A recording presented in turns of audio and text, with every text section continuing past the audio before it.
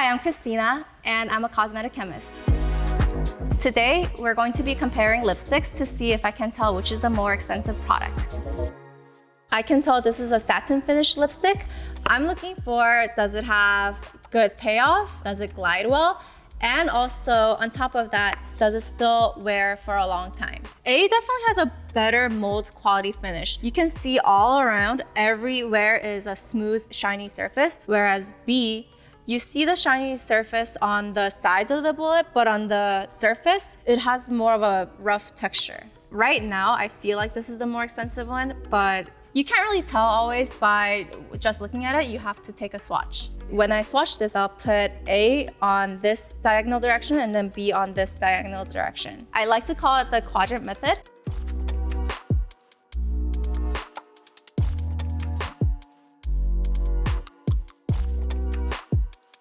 B. Okay, so right off the bat, much less payoff. This one you can really see the pigmentation, but this is very sheer.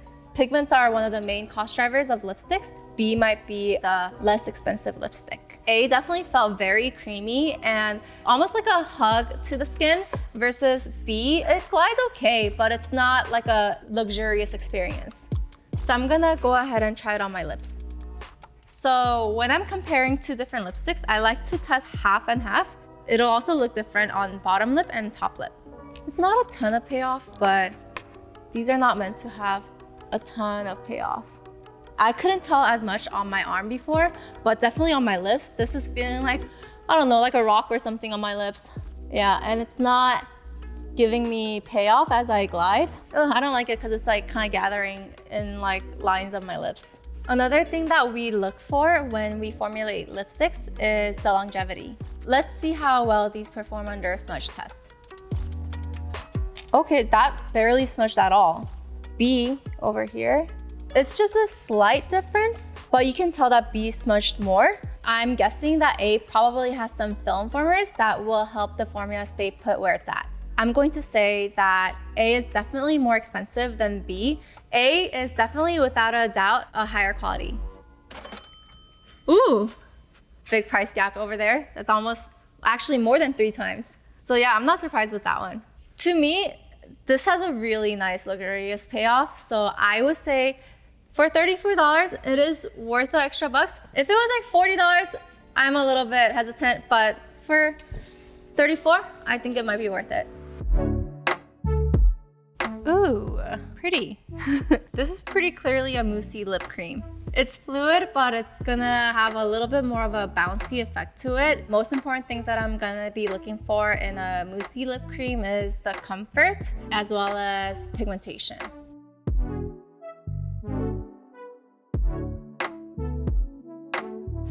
Sample A actually has pretty good amount of payoff. Feels like a typical lip cream. Ooh. Yeah, so immediately right off the bat, I can tell that this has more of that like very soft, moussey, bouncy texture.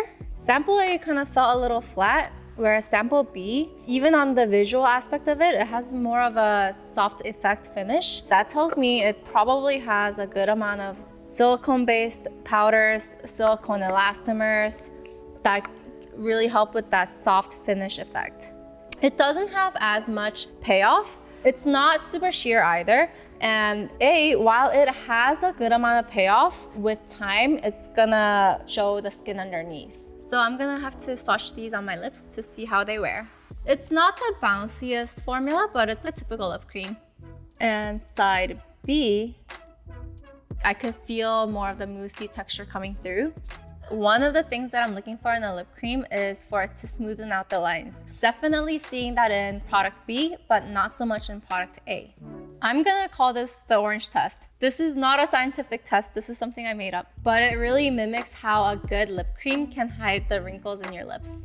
Definitely not going through the crevices much. Pour orange. Product B. Yeah, definitely looks a lot more even. It seems to be like filling in the pores. The orange is looking quite fabulous.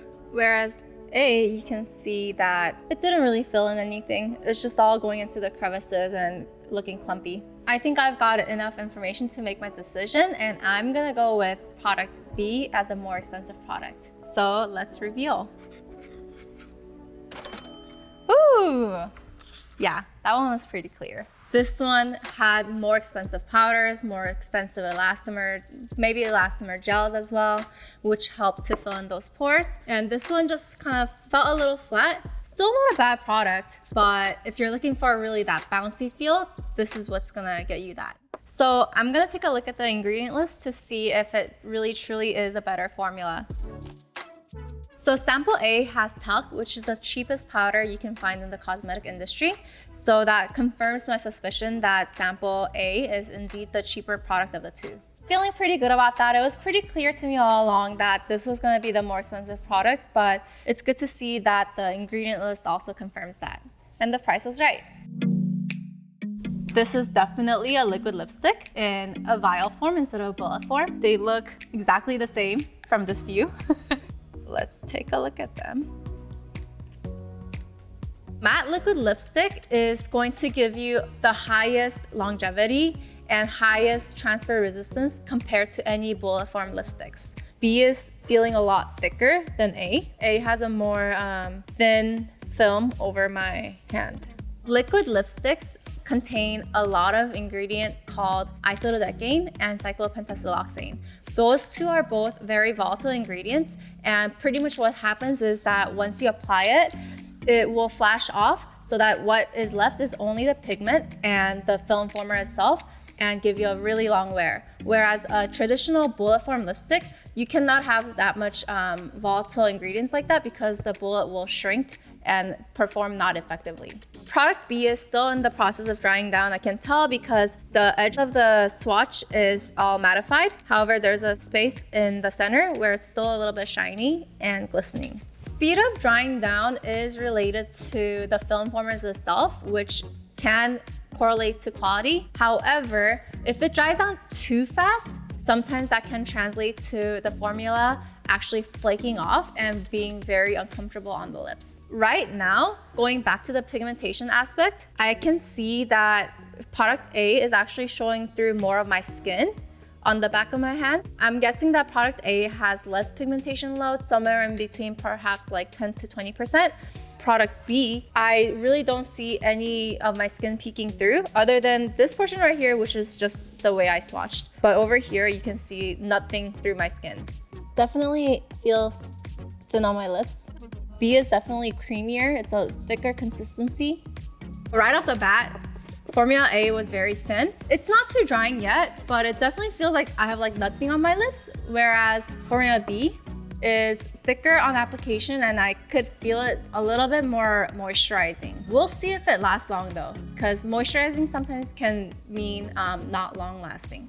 Even like 5 minutes in, A is starting to kind of wear off a little bit, and the insides of my lips is getting a little bit sheer, so might be indicating a little bit less pigment in the formula. We're gonna try the salad test. Definitely not a super scientific laboratory test. However, a very good matte liquid lipstick will be able to withstand most of it. It's been lathered up real good with some oily dressing.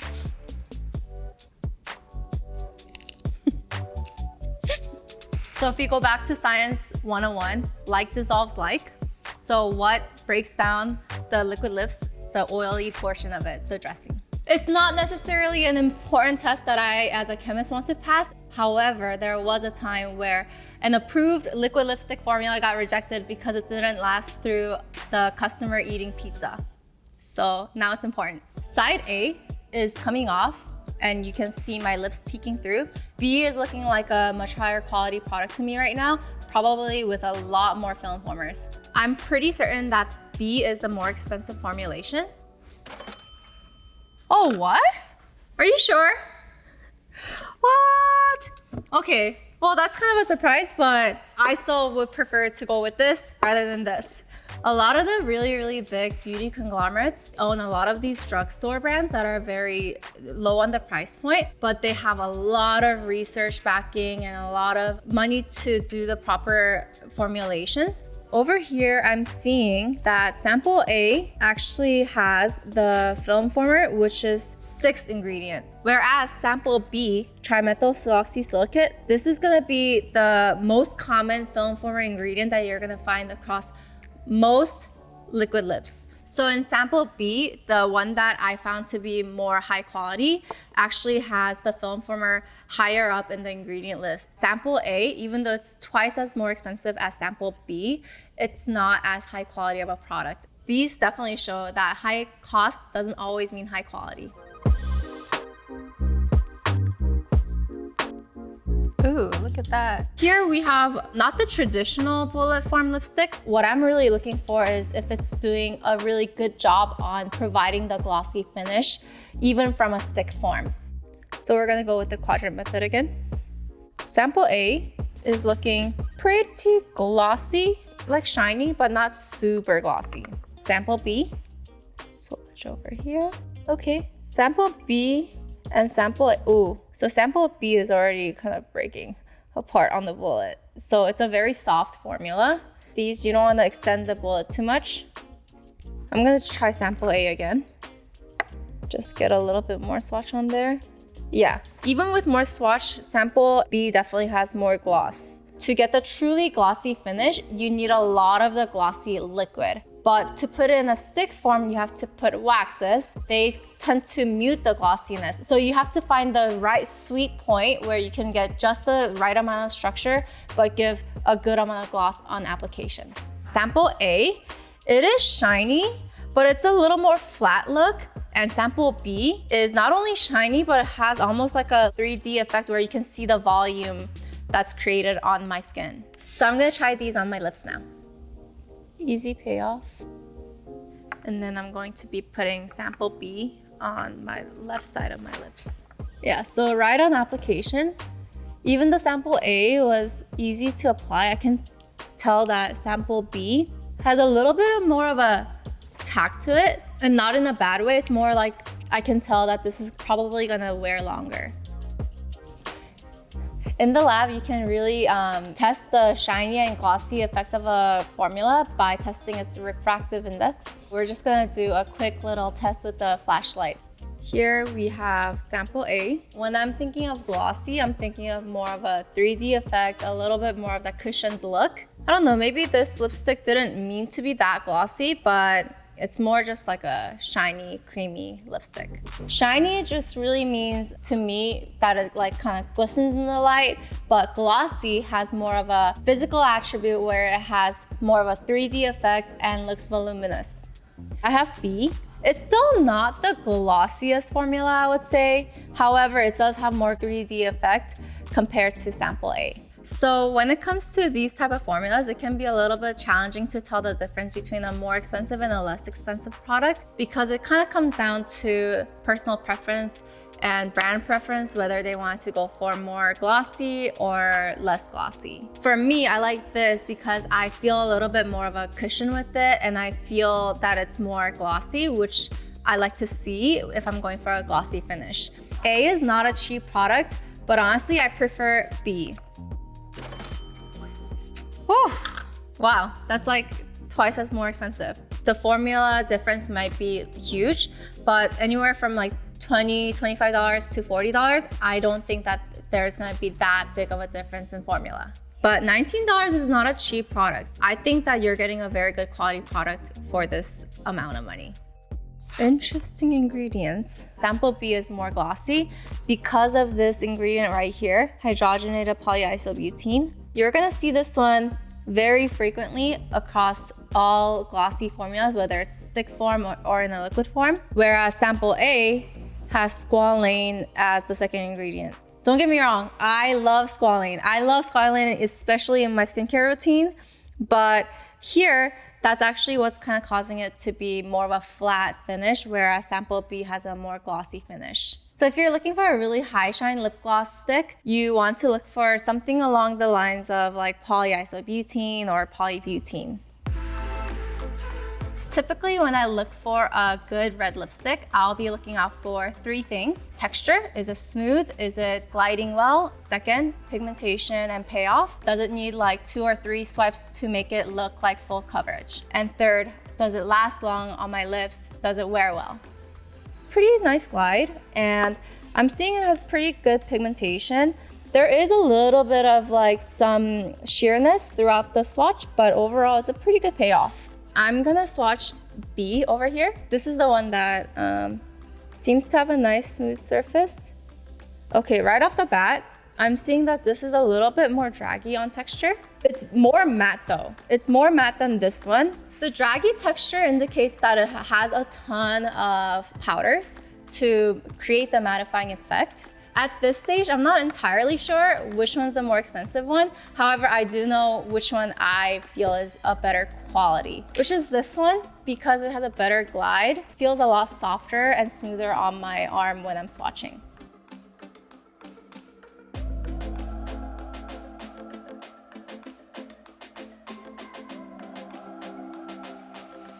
A felt pretty smooth and pretty good. However, it's not the mattest of lipsticks because I can tell it's starting to melt the formula a little bit and a little bit more of the shininess is coming out. I'm gonna try B on my right side. Feeling a little bit more of a drag on my lips, but that's to be expected because I'm seeing that it's a lot more matte of a formula. I'm actually able to tell on my lips that B indeed has more pigmentation than A does. And now I'm seeing that on my lips, A is starting to break down pretty fast, whereas B is staying matte for a longer time, which tells me it probably has better powders that are more oil absorbent and probably a little bit more expensive. At this point, I think I've got enough information to make my decision. And I think B is the more expensive lipstick. So let's check out the prices. Oh, wow. I didn't think it'd be that big of a difference, but it makes sense. Initially, this is a little bit tricky one because it kind of like makes you think that it's like really good quality, really high payoff, but applied, I could tell that it's not as matte and that it gets really shiny over time really quickly. Lipsticks are a lot of fun. Different color can make you feel like a new person with a whole new vibe. My best advice, choose what makes you feel good.